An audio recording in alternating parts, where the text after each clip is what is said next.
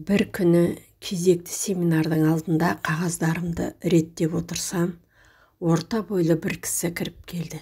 Жайдары жүзінен бақыттың лебі есетіндей. Келген бойда, «Ұстаз, қолыңыздан сүйсем рұқсат па?» деді. Негізінде кісінің қолымнан сүйгенін бұрыннан қаламайтын едім. Жігіттің көңілін жықпайын деп, «Қаласаң қолымнан емес, бетімнен сүй». Ол да қапсыра құшақтаған бойда бетімнен сүйді. «Иә, жігітім, не үшін қолымнан сүйгің келді?» Қонағым ағынан жарыла кетті. «Ұстаз, осыдан нақ 3 жыл бұрын сіздің семинарыңызға қатыстым. Білесіз бе, менің өмірім тап сол күннен бастап толықтай өзгеріске ұшырады. Сол семинардан кейін бақытты отбасым бар. Сізге алғыс айтып, қолыңызды сүйгім келді». Соншалықты не айтып едім? 3 жыл бұрын жұмыс барысымен қалаға келіп, сіздің бір семинарыңызға қатысу нәсіп болды. Семинарыңызды қорытындылай келе, адам өмірінің ең маңызды кезеңі балалық шағы. Балалық шақтың қызығына тойып өспеген сәбидің алдағы өмірінде бақытты болуы екіталай. Қандай да бір ата-ананың ең басты міндеті ойын баласының ойынға қалауынша қандыра білуінде. Бұл әрбір әкенің басты міндеті деген болатынсыз. Сәл үнсіз тосылып, есіне әлденелерді түсіргендей, осы сөздеріңізді естіген сәтте терең ойға шомылдым. Әке болып баламды қандай қуанышқа бөледім. Бұндай сұраққа бұрын соңды бас қатырмаппын да. Ойлап қарасам, өмірімде баламды қуантуға, ойнатуға, немесе көңіл бөлуге еш әрекет жасамаппын. 9 жастағы ұлым мені көре сала, ұнжырғасы түсіп, көзіме көрінбеуге тырысады. Не үшін менен құтылуға асығатынын білемісіз, ұстаз? Не үшін? Өйткені баламды көрісімен үй тапсырмасын орындадың ба деген сұрақтан бастайтынмын. Ұлым көңілі басылып, төмен қарап, орындамаған түр танытады. Ашуға булығып, ауыр сөздер айтып, арғы жағын айтуға аузымда бармайды. Терең күрсінді. Семинар біткесін жол бойы ойландым. Автобуста мүлде ұйықтай алмадым.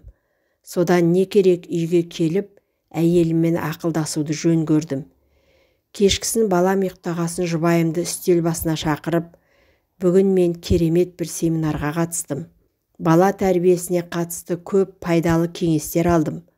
Түсінгенім, біз баламызға жақсы ата-ана бола алмай жүрген сыңайлымыз. Мейлі сабағын оқымаса оқымай-ақ қойсын. Ең бастысы, балалық шақтың қызығынан құр қалмаса деймін. Қалай ойлайсың? Дедім. Әйелім, сен не деп отырсың? Қанша уақытыңды құртып барғандағы естігенің осы бос сөздер ме? Оқымаса оқымасын дегенің қай сасқаның? Оқиды, оқуға міндетті. Басқа балалардан қай жер екен бұның? Деп түсіне алмады. Алайда әйеліме кінә тақпаймын.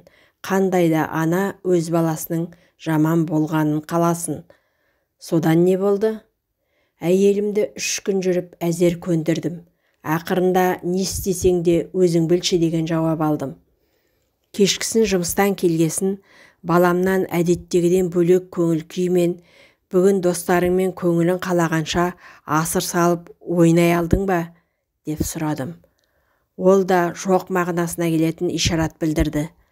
Жылдам жұмыс киімін ауыстырып, олай болса неге ойнамасқа деп, баламды аулаға алып шықтым.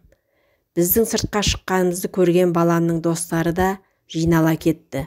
Сол күні кешкі 6-дан қас қарайғанға дейін көшеде ойнадық.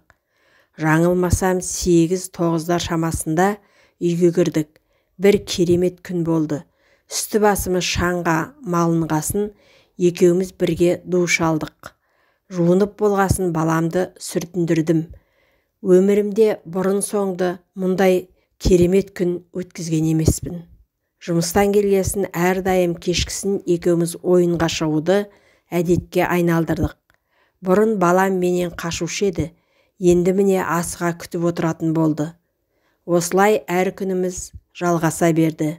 7 немесе 8 күні балам екеуміз сырттан келіп жуынып үстін құрғатып жатқанымда, балам қолымнан қысып ұстап, «Әке, мен сізді өте қатты жақсы көремін», деді. Тілім байланып сөйлей алмадым. Жүзімді жас жуып кетті. Өксік көмейіме тақалып, үнсіз жылай бердім. «Ұстаз, білесіз бе, нені айналайын? Менің қандай жаман әке болғанымды. Өмірімде бауыр етім баламнан әлгі сөзді алғаш рет естідім. Егер өмірден бала жүрегінен шыққан жылы сөзді ести алмағанымда, қандай ғапыл күй кешер едім. Олай демегін. Ең бастысы, дер кезінде мәселені ушықтырмай реттей алыпсыз. Кейбір кісілер әлі күнге қаталдық танытып, бала көңіліне қаяу түсіреді. Сөзіңді бөліп жібердім, ренжіме. Әрмен қарай не болды?